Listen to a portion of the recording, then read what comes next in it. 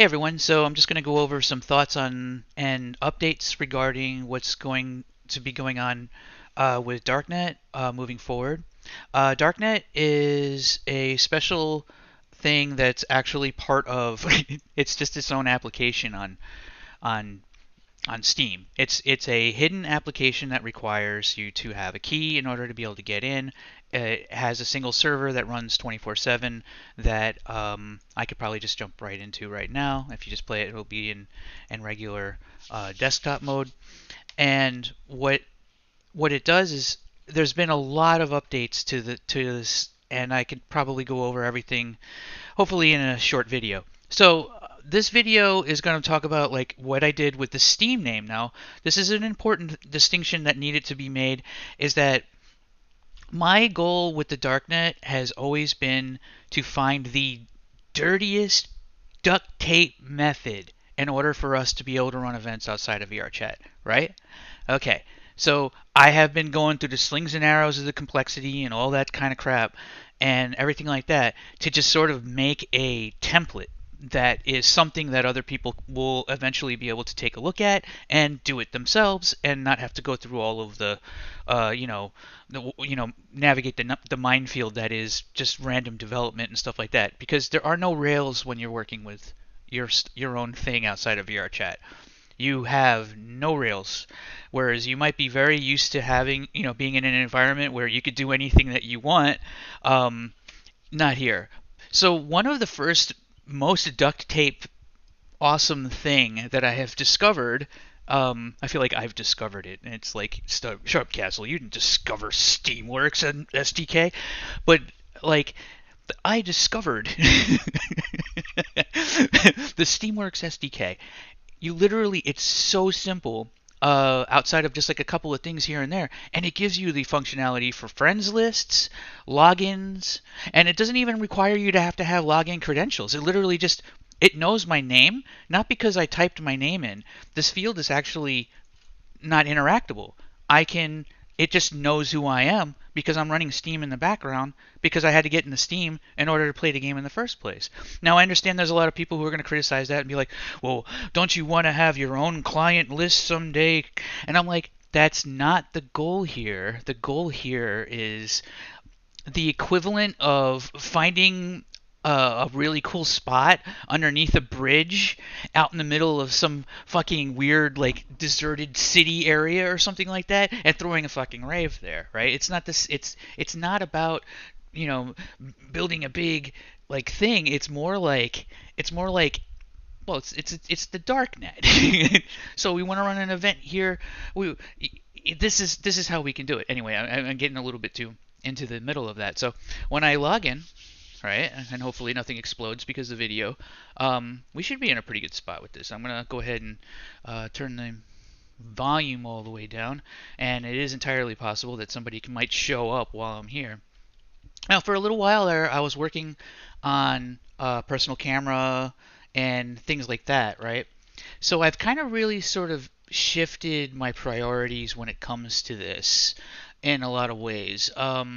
It's kind of I've kind of decided to kind of sit back a little bit because for one, I was getting a little bit too into it. You know, the autistic energy needed to be like toned back by about like I don't know, like 30%, and just just relax, dude, kind of a thing, and um and just start sort of developing things on this front. Now, I run events every Friday night at from 9 p.m. Central Standard Time to 10, so like 1 hour.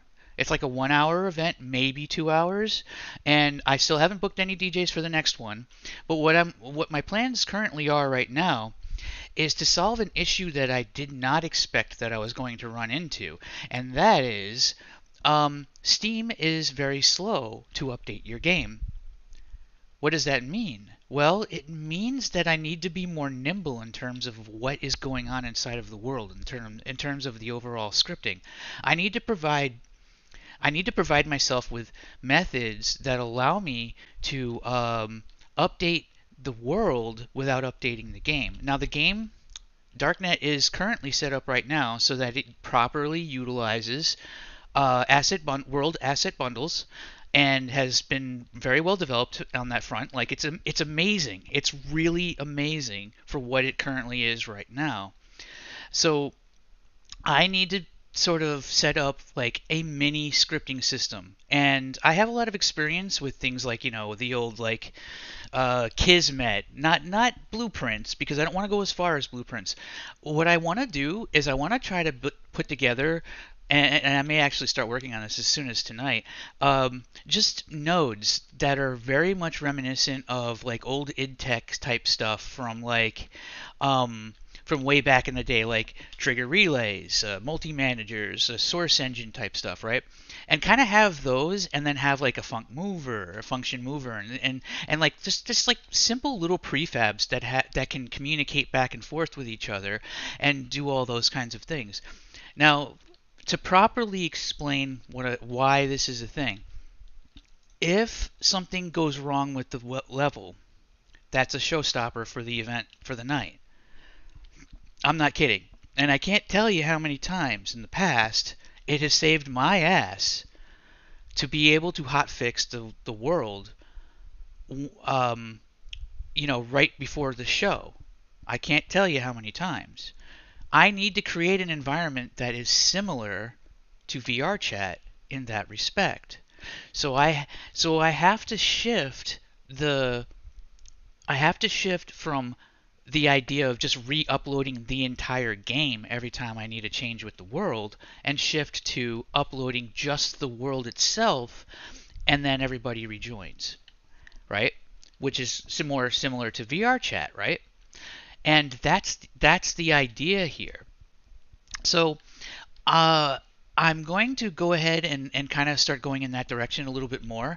And I'm going to also be updating the visuals and just get ready for Friday night. So when people come here on Friday night, things are going to be switched up a little bit. It's going to be different. I'm gonna have like different lighting, maybe even bringing some of the lasers. I'm going to start focusing on the stuff that I can do, and stop worrying about the stuff that's kind of out of my hands.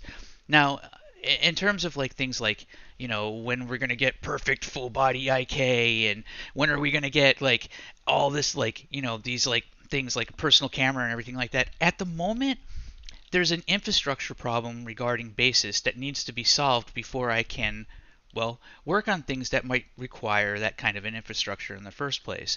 And that's one of the interesting things about this, right? Is that if you have a personal camera, you need a menu, right? In order to put that personal camera as an option to be able to utilize it, right? And every time somebody joins the world, they have to have their own copy of that camera that is theirs, right? So that's a lot of infrastructure stuff that is not the kind of stuff that someone like me should be doing. I'm more in the nitty gritty, make the lights really good, get the scripting into the world kind of a person.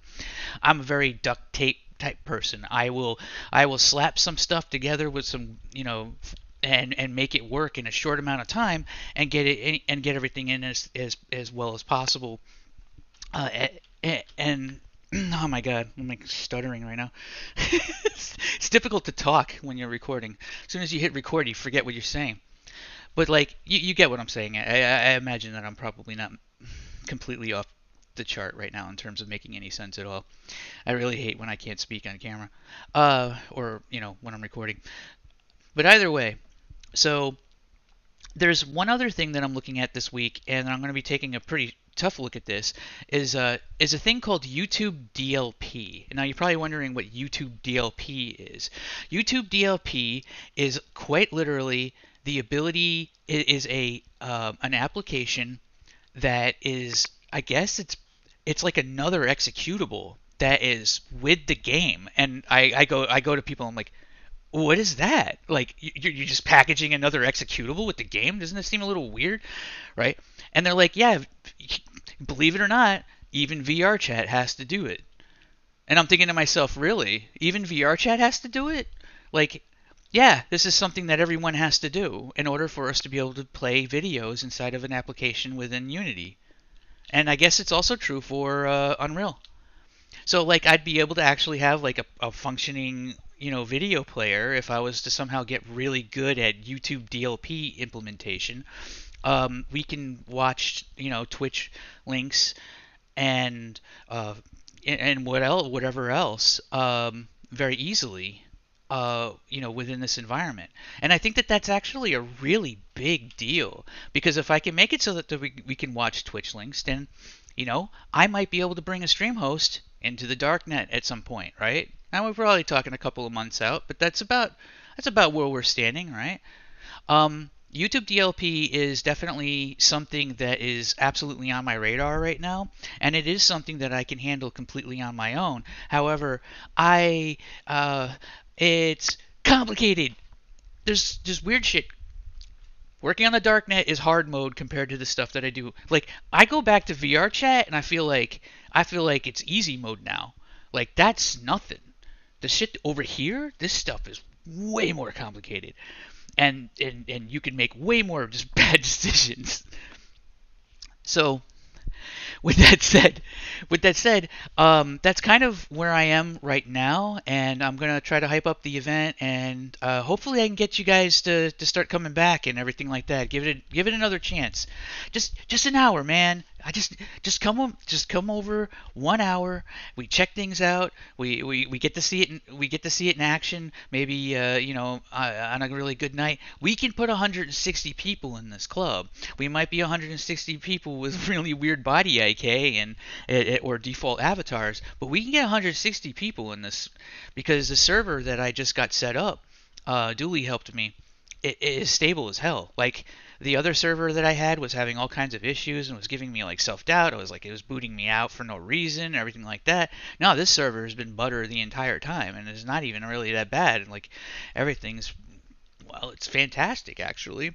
And so there's a bunch of like really simple, like, there's a bunch of thoughts, right, regarding this. So we have like a slowing down of going too head fast into the implementation of personal mirrors, personal camera. I feel like those things are like super important.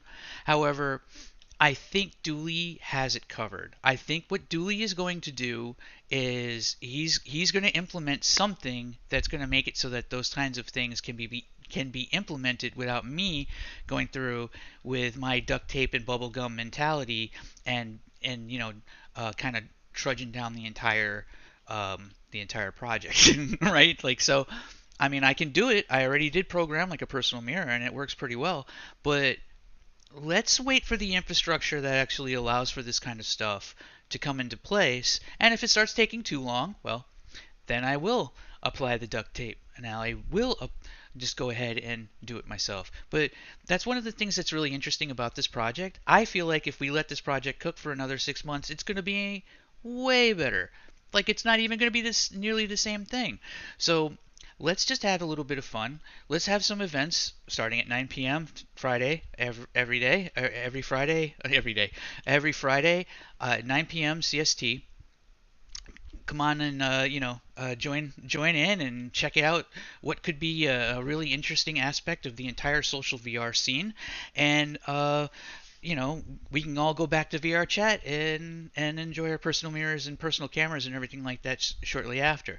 But one thing I will say, the advancement of bases, which is what the Darknet, the VRU Darknet is built on top of, is considerable. It's really, really good. Like, I have been distraught from like people taking extremely long times to do like very simple things. And yeah, I get it. With Oasis 2, I'm kind of guilty of the same shit. There's still things I still haven't added to the in-game world editor and everything like that. But like, in this particular case, I am not really disgruntled even in the slightest at the pace at which Basis is currently going. I feel like, give this shit like 6 to 12 months and we can enjoy ourselves and just have some cool events and or pop-ups or whatever, and just enjoy it for a little while, and then we can see what comes next. Because if Basis continues to develop at the rate that it currently is right now, in a year it's going to be comparable to something like Chill Out VR, but it's fully open source, right? So like, That's where we're probably going to end up being, and that's kind of how I feel. And it's a much better idea for me to just kind of relax, just focus on the pretty lights and music, and get the DJs in here and give us a place to drink. I think I can make a card table, by the way, because of the pickups. I'll have to update to the latest version of everything and everything, in the probably about by the end of the month, and I'll actually have cards. That's actually true. I'll have cards because the pickups are pretty cool. As far as I can tell. Well, anyway, I can't promise it too much, but yeah, it'll be a lot of really interesting stuff, and we'll be able to actually kind of just get used to the idea. It's a new year, and it's new times for sure. So I think that pretty much covers everything that I'm currently dealing with right now. If you have any questions, obviously I'm always around. So I'll see you in the next one.